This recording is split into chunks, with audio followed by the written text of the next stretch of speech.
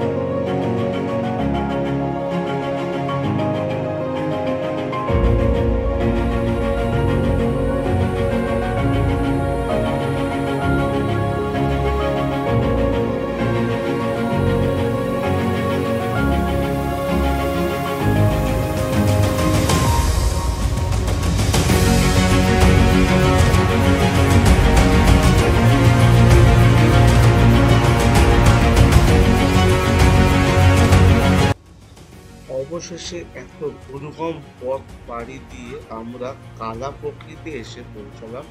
আপনারা দেখতেই পাচ্ছেন এটা একটা কালা প্রকৃতি। প্রকৃতি মানে পুকুর, আর কালো মানে যে জলটি কালো, তাই একে নাম দেওয়া হয়েছে কালা প্রকৃতি। এখানে কিন্তু আপনি যখনই আসবেন এই এই পুকুরে সবসময় কিন্তু জল দেখতে পারবেন, আর জলটা কালো। আর এর থেকে বেশি ইনফরমেশন আমার কাছে নেই। তো এটাই হচ্ছে জাস্ট এখানে এরা এরকম ভাবে সাজিয়েছে, বা এরা এখানে কিছু একটা মানে ফানে। তো এটা কালাপক্ষী। আর আমার পিছনটা হচ্ছে নেপাল। আর হচ্ছে ওখানে দেখবেন নেপাল বর্ডার সিকিউরিটি ফোর্স আছে।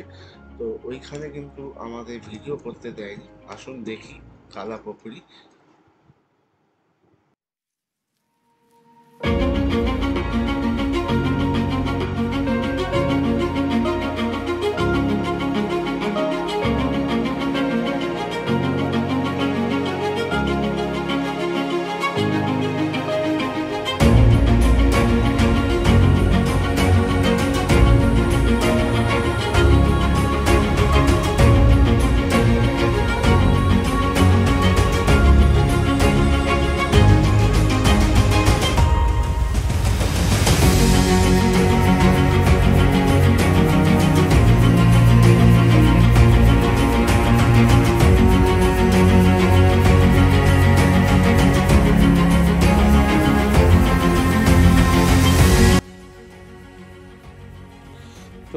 এখন আছি কালা পুকুরিতে।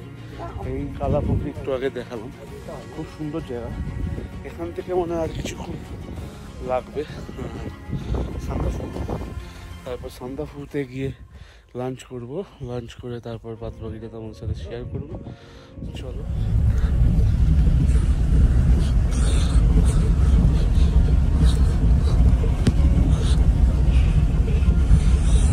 রাস্তার অবস্থা সাংঘাতিক, just looking like a wow.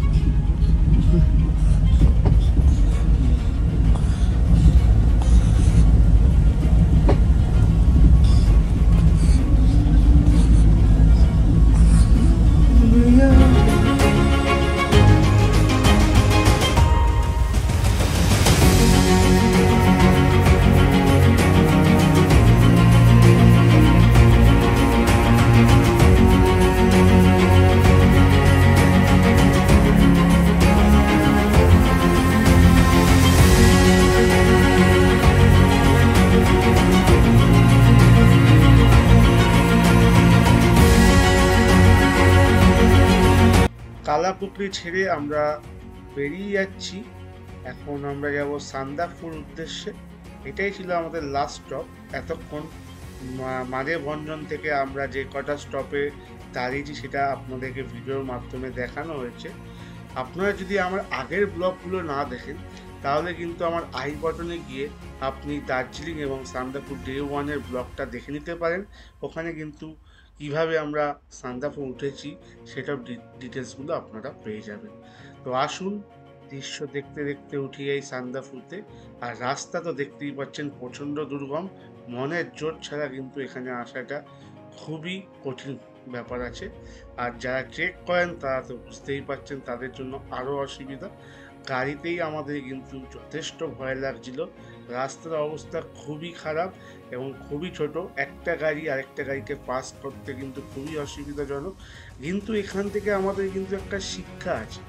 আমরা কলকাতাবাসীরা বা আদার্স যেখানে সবাইরা থাকি, গাড়ি ওভারটেক এবং আমরা একটু দাঁড়াতে চাই, মানে কতক্ষণে আগে পৌঁছাবো, কে কার আগে, এর জন্য কিন্তু আমাদের প্রচুর অ্যাক্সিডেন্ট। কিন্তু দেখুন এই যে পাহাড়বাসীরা যারা পাহাড়ে ড্রাইভিং করছে, একটা গাড়ি পাস হওয়ার জায়গা নেই, কিন্তু ওরা কিন্তু ঠিক নিজেদের মধ্যে আন্ডারস্ট্যান্ডিং বজায় রেখে সুন্দরভাবে কিন্তু এখানে গাড়ি চালাচ্ছে। আর কোনো ঝামেলার সৃষ্টি হচ্ছে না। এখানে কিন্তু সবার সাথে সবার একটা বন্ধুত্ব মিলন রয়েছে, সবার সাথে একটা আন্ডারস্ট্যান্ডিং ব্যাপার রয়েছে। এখান থেকে কিন্তু আমরা যারা গাড়ি ড্রাইভ করি তাদের কিন্তু একটা শিক্ষা নেওয়ার প্রচুর ব্যাপার আছে। ঠিক আছে, অনেক জ্ঞান দিয়ে দিলাম। আসুন এবার সুন্দর প্রকৃতির দৃশ্য দেখতে দেখতে সান্দাফু উঠে যাই।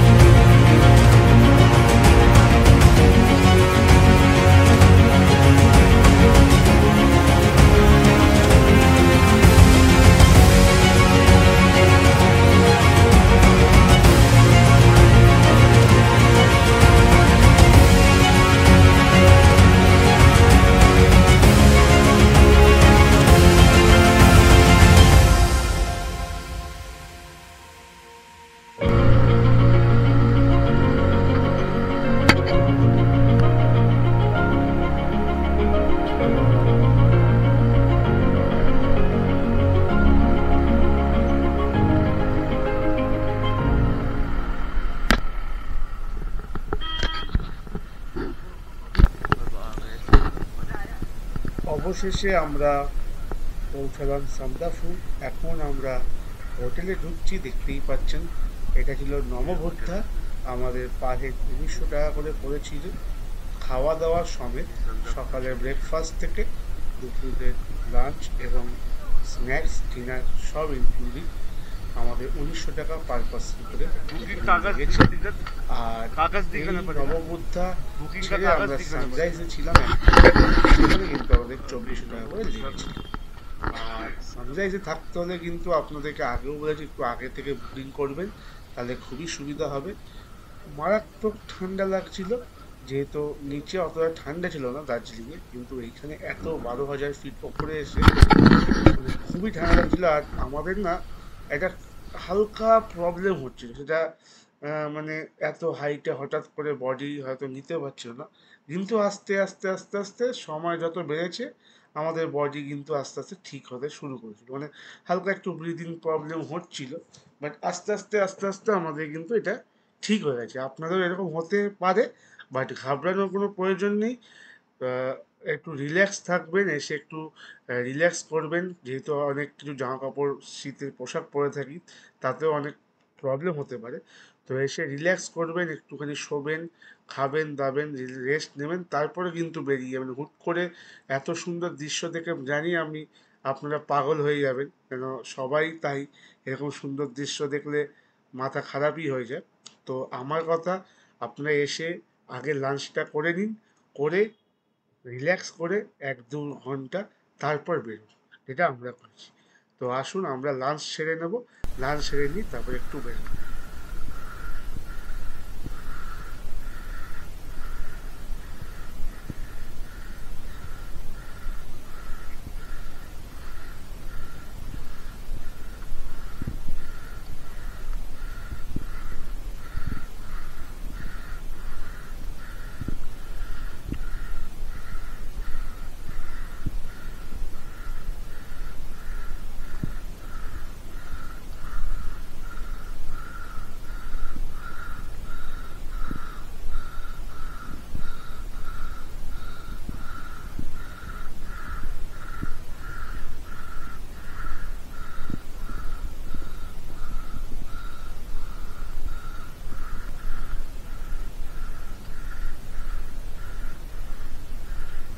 ওই দেখ, সব ওখানে ওঠে।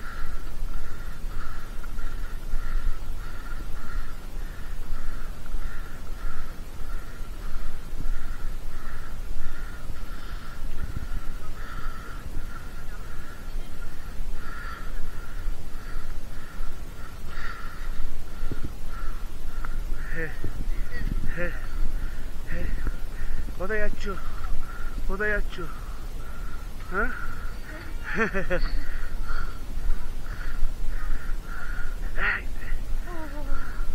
যাই হোক, একটু বেরিয়ে সেটাই হবে।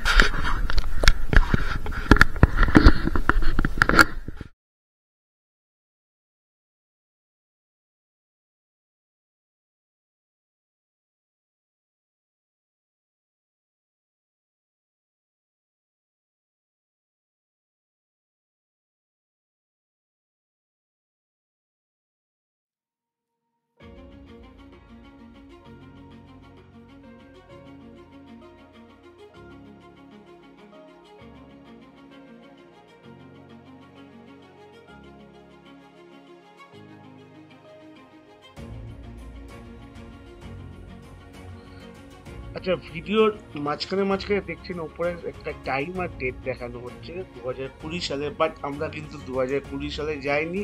এটা মে মাসের 23 তারিখে আমরা রওনা দিয়েছিলাম 2024। আর আমরা 23-24 থেকে 25 তারিখে সান্দাকফু থেকে নেমে এসেছিলাম। আর যেটা বলা সেটা হচ্ছে আমরা কিন্তু বুদ্ধ পূর্ণিমার দিন গেছিলাম, একটা স্পেশাল দিন। তো আমাকে নিচ থেকে বলেই দিয়েছিল বুদ্ধ পূর্ণিমার দিন যাচ্ছ, দেখবে ওয়েদার কিন্তু ক্লিয়ার থাকবে, তোমরা কিন্তু দেখতে পারবে কাঞ্চনজঙ্ঘা। কিন্তু তাও যেন মনটাকে ঠিক বিশ্বাস করতে পারছিলাম না যে এরকম ফগি ওয়েদার, পুরো চারিদিকই একদম অন্ধকার, এই ওয়েদারে কি কাঞ্চনজঙ্ঘা বা এভারেস্ট কি দেখতে পাবো? অনেকেই বলেছিল না এই ওয়েদারে কিন্তু তোমরা যেও না, সেখানে কিন্তু দেখা যায় না, ওয়েদার ক্লিয়ার থাকে না।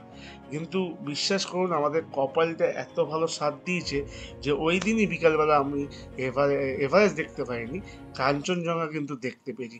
সেই দৃশ্য আপনাদেরকে দেখবো, আসুন দেখবো। তো আমরা এখন কোথায় আছি? Hotel sunrise. সামনে ভিউ আস্তে আস্তে ক্লিয়ার হচ্ছে, আপনাদের দেখাবো।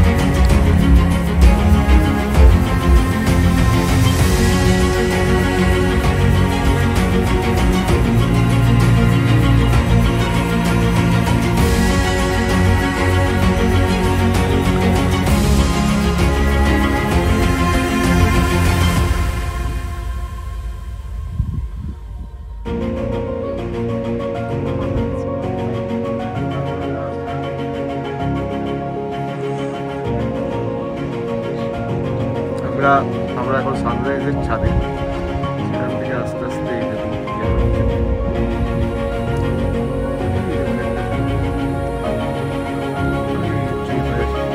clear হচ্ছে আস্তে আস্তে।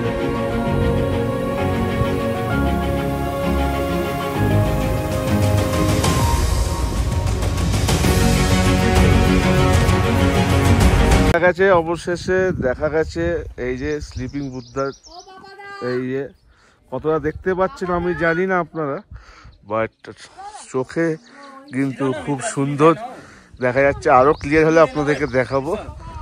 আপাতত এই দৃশ্য, এই হচ্ছে স্লিপিং বুদ্ধারা দেখা যাচ্ছে।